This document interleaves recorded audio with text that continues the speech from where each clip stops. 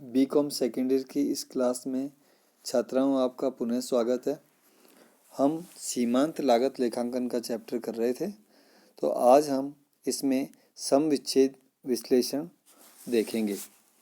Break even analysis. सम विच्छेद विश्लेषण लाभ नियोजन के लिए परम आवश्यक है, क्योंकि व्यवसाय की लाभार्जन क्षमता का सही मूल्यांकन करने के लिए सम विच्छेद विश्लेषण एक अत्यंत उपयोगी तकनीक है। इस तकनीक की सहायता से किसी भी व्यावसायिक संस्था अथवा उसकी किसी इकाई की विक्रय मात्रा के संबंध में उसके आगम और लागतों का अध्ययन किया जा सकता है और विक्रय के विविध स्तरों पर लाभ की स्थिति ज्ञात की जा सकती है। इस आधार पर सम विच्छेद विश्लेषण को लागत लाभ मात्रा विश्लेषण भी कहा जाता है। संकुचित अर्थ में सम विच्छेद विश्लेषण से आशय उस कार्य स्तर के निर्धारण से जिस पर कुल आगम कुल लागतों के बराबर होगी।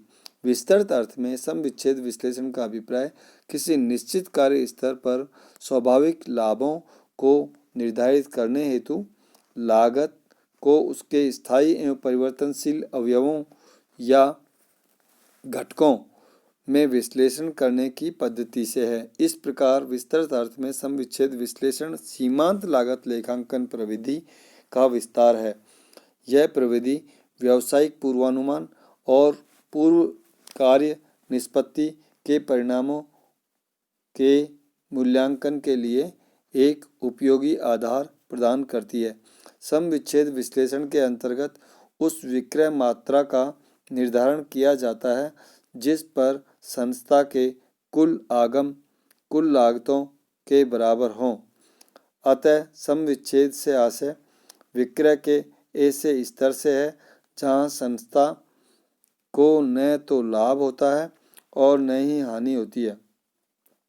वस्तुतः लागत मात्रा लाभ विश्लेषण तकनीक ही सम विच्छेद हेतु समंक प्रदान करती है। यह किसी विशिष्ट लाभ की राशि उपलब्ध करने हेतु विक्रय मात्रा भी सूचित करती है। सम विच्छेद बिंदु की परिभाषाएं देखते हैं अपन। चार्ल्स टी हॉर्नगेट ने के शब्दों में सम विच्छेद बिंदु क्रियाशीलता अर्थात विक्रय मात्रा का वह बिंदु है जहां कुल लागत और कुल व्यय बराबर हों। यह शून्य लाभ और शून्य हानि का बिंदु होता है। इसी तरह प्रत्यक्ष लागत निर्धारण तथा लाभप्रदता हेतु अंशदान निर्धारण में लागत मात्रा एवं लाभ के मध्य संबंध पर बल दिया जाता है। प्रबंध स्थायी लागतों की पूर्ति करने के लिए अंशदान मार्जिन अर्थात विक्रय आगम का परिवर्तनशील या सीमांत लागतों पर अधिक जानना चाहता है। जब तक अंशदान स्थायी लागतों से कम होता है, कंपनी को व्यापारिक हानि होती है, क्योंकि कंपनी को उसी स्थिति में लाभ हो सकता है जबकि अंशदान स्थायी लागतों से अधिक हो। जब अंशदान स्थायी लागतों के बराबर होता है, तब कंपनी को न लाभ होता है और न हानि। कंपनी की क्रियाशीलता या विक्रय के जिस स्तर पर यह स्थिति पाई जाती है, उसे ही सम विच्छेद बिंदु कहा जाता है। तो अर्थात सम विच्छेद बिंदु वो बिंदु है जहां पर संस्था को नो प्रॉफिट नो लॉस की स्थिति होती है। अब हम सम विच्छेद बिंदु की गणना करने के तरीकों को पढ़ते हैं। सम विच्छेद बिंदु की गणना निम्नलिखित 3 प्रविधियों द्वारा की जा सकती है। पहली है समीकरण प्रविधि, और दूसरा अंशदान प्रविधि, और तीसरा ग्राफिक प्रविधि। उपरोक्त प्रविधियों में प्रथम 2 बीजगणितीय प्रविधियों की व्याख्या निम्न प्रकार से, अर्थात समीकरण प्रविधि और अंशदान प्रविधि की व्याख्या इस प्रकार से है। समीकरण प्रविधि इक्वेशन मेथड। सम विच्छेद बिंदु विक्रय का वह स्तर होता है जहां पर कुल लागत अर्थात स्थिर तथा परिवर्तनशील लागतों का योग उससे प्राप्त आगम के बराबर होता है। किसी के बिक्री के स्तर पर लाभ या हानि शून्य होने के कारण इसे लाभालाभ बिंदु भी कहते हैं।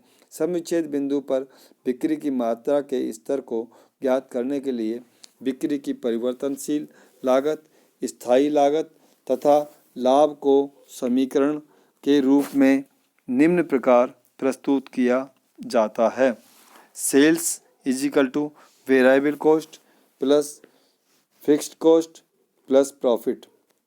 चूँकि विक्रय के इस स्तर पर न तो लाभ होता है और न ही हानि, अतः इस समीकरण को निम्नलिखित रूपों में प्रस्तुत किया जा सकता है।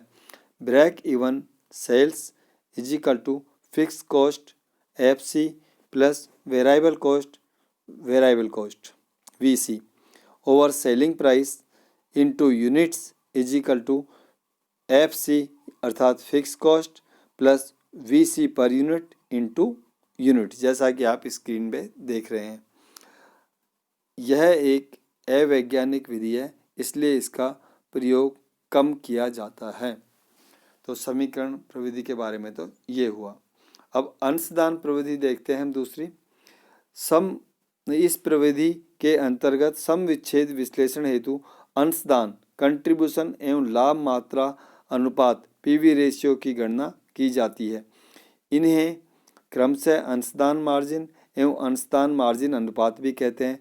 इस विधि में निम्न गणनाएं की जाती है। अंशदान इस विधि में अर्थात क्या क्या हम कैलकुलेशन करते हैं, तो पहले करते हैं कंट्रीब्यूशन। इससे आशय आगम और परिवर्तनशील लागतों के अंतर से है। प्रति इकाई अंशदान की गणना निम्न सूत्र से की जा सकती है। कंट्रीब्यूशन जिसको C बोलते हैं, contribution is equal to selling price per unit अर्थात जिसको S बोलेंगे minus variable cost per unit जिसको V बोलेंगे, तो S minus V, C is equal to S minus V। कुल अंशदान में से स्थिर लागतों अर्थात फिक्स कॉस्ट जिसको F बोलेंगे को घटाने पर लाभ P, लाभ मतलब प्रॉफिट P बोलेंगे, इसको ज्ञात किया जा सकता है।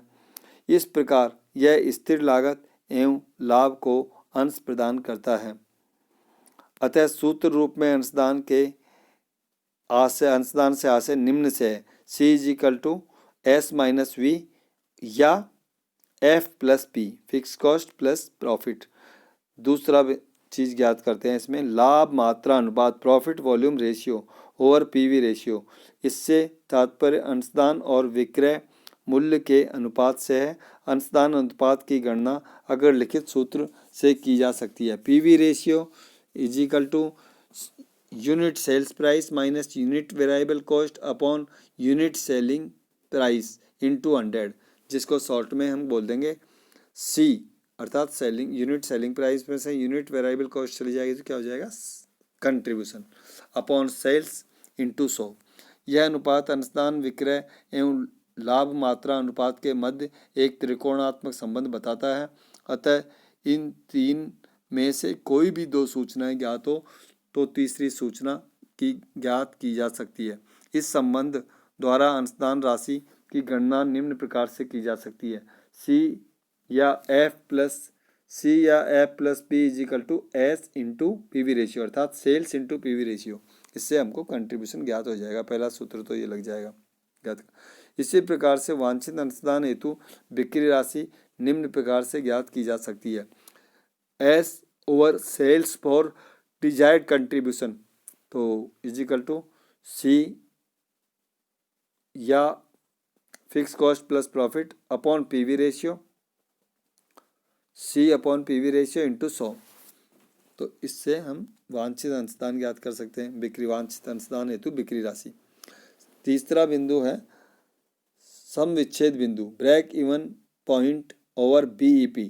सम विच्छेद बिंदु तीन रूप में प्रस्तुत किया जा सकता है, जिनकी सूत्रानुसार व्याख्या निम्न प्रकार है। पहला, विक्रय राशि में सम विच्छेद बिंदु। इससे तात्पर्य उस विक्रय राशि को ज्ञात करने से है जिस पर कुल स्थिर एवं परिवर्तनशील लागतें विक्रय राशि के बराबर होंगी। इसे विक्रय हेतु सम विच्छेद बिंदु भी कहते हैं। इसकी गणना निम्न सूत्र द्वारा की जाती है। BEP sales in rupees is equal to F upon PV ratio into 100। विक्रय इकाइयों में सम विच्छेद बिंदु BEP सेल्स इन यूनिट्स इससे तात्पर्य सम विच्छेद बिंदु प्राप्त करने के लिए बेची जाने वाली इकाइयों से है। इसे उत्पादन हेतु सम विच्छेद बिंदु भी कहते हैं। इसकी गणना निम्न सूत्र द्वारा की जा सकती है। BEP sales in units is equal to F upon C per unit over BEP in rupees upon selling price. तीसरा, कार्य क्षमता के रूप में सम विच्छेद बिंदु। BEP sales in production capacity. परियोजना प्रतिवेदन बनाते समय यह विशेष रूप से देखा जाता है कि किस कार्य क्षमता पर कार्य करने पर सम विच्छेद बिंदु को प्राप्त किया जा सकता है। उस परियोजना का चयन किया जाता है जिसमें कम कार्य क्षमता पर काम करने पर भी सम विच्छेद बिंदु प्राप्त किया जा सके। सूत्र रूप में BEP sales in capacity, BEP sales in capacity percentage is equal to BEP sales upon sales at 100% capacity into 100। Note, यदि प्रश्न में सम विच्छेद बिंदु ज्ञात करने के लिए कहा जाए और प्रस्तुत सूचनाओं से सम विच्छेद बिंदु एकाधिक रूप से प्रकट करना संभव हो तो उसकी गणना सभी रूपों में करनी चाहिए। Thank you. आज के लिए इतना ही। शेष नेक्स्ट क्लास में करेंगे। Thank you.